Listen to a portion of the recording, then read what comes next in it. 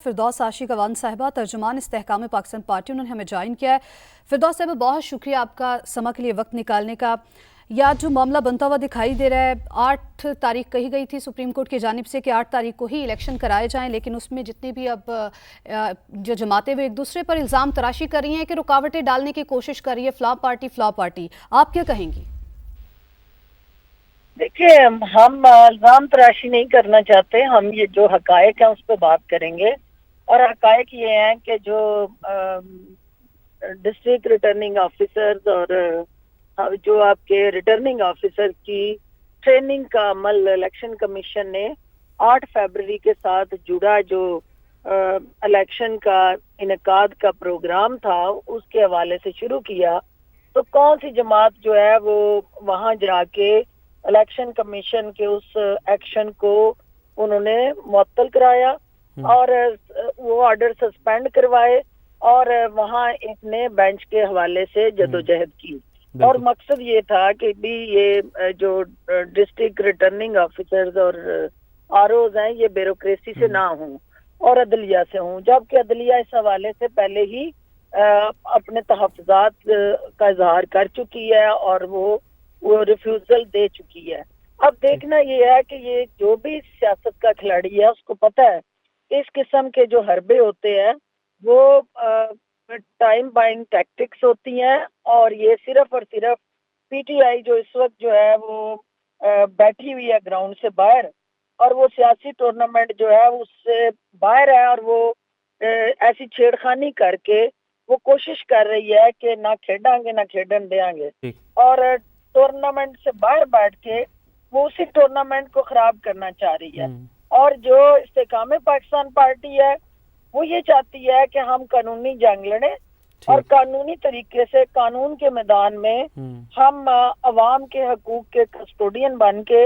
अवाम के वोट के हक पे डाका डालने वालों के हाथों को रोके। और लाहौर हाई कोर्ट ने जो रवायात के बरक्स फैसला दिया ये भी हैरानकुन है, क्योंकि ऐसा होता नहीं है कि एक जमात जो है वो पूरे कौमी मफाद पे हावी हो जाए। लेकिन इस्तेकाम पाकिस्तान पार्टी का ना सिर्फ लाहौर हाई कोर्ट के फैसले के खिलाफ अपील को हम फ्रंट फुट पे लीड करेंगे,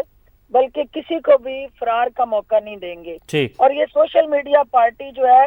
ये जो इलेक्शन का सुन के बाधावास हो गई है, इसकी हर साजिश को कानूनी महाज पे खड़े होकर बेनकाब करेंगे। ठीक है, अच्छा ये आगाह कीजिएगा इस हवाले से एक और अहम खबर अपने नाज़रीन तक पहुंचाते हैं। फिरदौस साहिबा, आपको भी बताएं साथ कि मुस्लिम लीग काफ ने भी हंगामी इजलास तलब कर लिया है। आरओज़ केस में फरीक बनने का फैसला मुस्लिम लीग काफ की जानिब से कर लिया गया है। तो इस्तेहकाम पाकिस्तान पार्टी भी क्या इसमें फरीक बनेगी, इस हवाले से कोई फैसला किया गया है? जी, मैंने ये ट्वीट को अब से कुछ देर पहले कर दिया है और ये जहांगीर तरीन साहब और अलीम खान साहब ने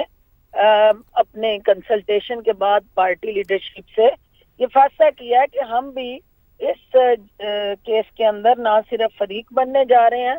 बल्कि फ्रंट फुट पे इसको लीड करने जा रहे हैं, क्योंकि ये जो पीटीआई ने इलेक्शन को मुलतवी करने के लिए जो अपनी नाकामी को छुपाने के लिए जो हरबा इस्तेमाल किया है उसको हम आईनी ताकत के साथ आईनी कुव्वत के साथ ना सिर्फ उसका मुकाबला करने जा रहे हैं बल्कि वो जमात जो अब हलकों में मुकाबला करने के काबिल नहीं रही वो अदालतों के अंदर आके इस कौम और मुल्क का वक्त और वसाइल ज़ाया करके वो सिर्फ उन आईनी हथकंडों के पीछे। ठीक है, फिरदौस साहिबा आप हमारे साथ मौजूद रहिएगा और अवाम के सामने लाएंगे कि जो इलेक्शन करने वाली जमात थी वो असल में उसकी जो सोच है और जो उसका अमल है उसमें क्या तजाद है। ठीक है, इस्तेहकाम पाकिस्तान पार्टी भी आरओज़ केस में फरीक बनेगी। इसके अलावा काफ लीग की जानिब से फैसला किया गया। साथ ही साथ ये भी बताते चले कि इससे पहले पीपल्स पार्टी की जानिब से भी एक फैसला सामने आया। कंवर दिलशाद साहब, साबिक सेक्रेटरी इलेक्शन कमीशन, उन्होंने हमें ज्वाइन किया है। कंवर साहब, बहुत शुक्रिया आपका समा के लिए वक्त निकालने का। कंवर साहब, लाहौर हाईकोर्ट ने आम इंतखाबात में इंतजामी अफसरों की तैनाती कलअदम करार दी थी। इस्लामाबाद हाईकोर्ट ने बाज़ इलाकों की हल्का बंदियाँ कलअदम करार दी हैं। इलेक्शन कमीशन ने फैसला किया है, ज़राए के मुताबिक ये इम्कान जाहिर किया जा रहा है कि इलेक्शन कमीशन जो है वो अब हाई कोर्ट्स के फैसले को चैलेंज करने जा रहा है। ये इम्कान जाहिर किया जा रहा है, क्या कहेंगे? یہ الیکشن کمیشن پاکستان اگر وہ چیلنج کر رہا ہے تو بڑا خوش آئند قدم ہے، اور الیکشن کمیشن پاکستان اپنے آئینی اور قانونی ذمہ داریوں کو پورے کرتے ہوئے اور جو آئین نے ان کو اختیارات دیے ہیں آرٹیکل 220 کے تحت، اس کو بروئے کار لاتے ہوئے وہ سپریم کورٹ بھی جا سکتے ہیں اور لاہور ہائی کورٹ کے فیصلے کو بھی چیلنج کر سکتے ہیں اور اسلام آباد ہائی کورٹ کے فیصلے کو بھی۔ سب سے بڑی اہم بات یہ ہے کہ ہماری دوست فردوس کی باتیں میں سنی، بڑی ضرورت مندانہ بات کر رہی تھی وہ، تو اس میں سب سے بڑی بات یہ نظر آ رہی ہے کہ ہماری ہائی کورٹ کے جج اخبار نہیں پڑھتے۔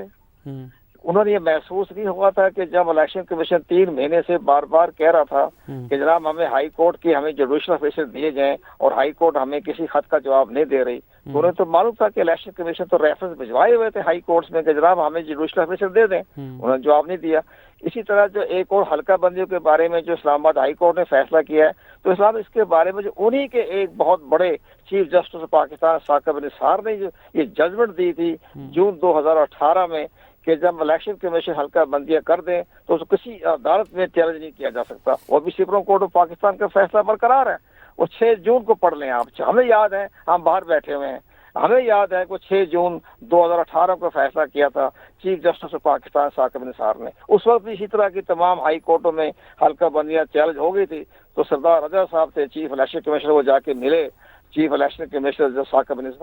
چیف جسٹس پاکستان ثاقب نثار صاحب سے، انہوں نے ججمنٹ دے دی، ان کا بھی کسی عدالت میں جو چیلنج نہیں کیا جا سکتا۔ تو یہ معاملے تو ہمارے سامنے بھی آ رہے ہیں، عدالتوں کے سامنے ہی معلوم ہونا چاہیے۔ اب اگر یہ سپریم کورٹ میں جاتے ہیں فیصلہ قدم قرار دے دیتے ہیں، وہ بھی درست ہے، اور سنگل بینچ کا فیصلہ اگر قدم قرار دے دیا جاتا ہے تو پھر آپ کا 16 دسمبر کو شیڈول جاری ہو جائے گا اور 8 فروری کو انتخابات ہو جائیں گے، بشرطے کہ آج یا کل سپریم کورٹ آف پاکستان اپنے کسی 3 رکنی بینچ کے ذریعے لاہور ہائی کورٹ کے فیصلے کو قدم قرار دے۔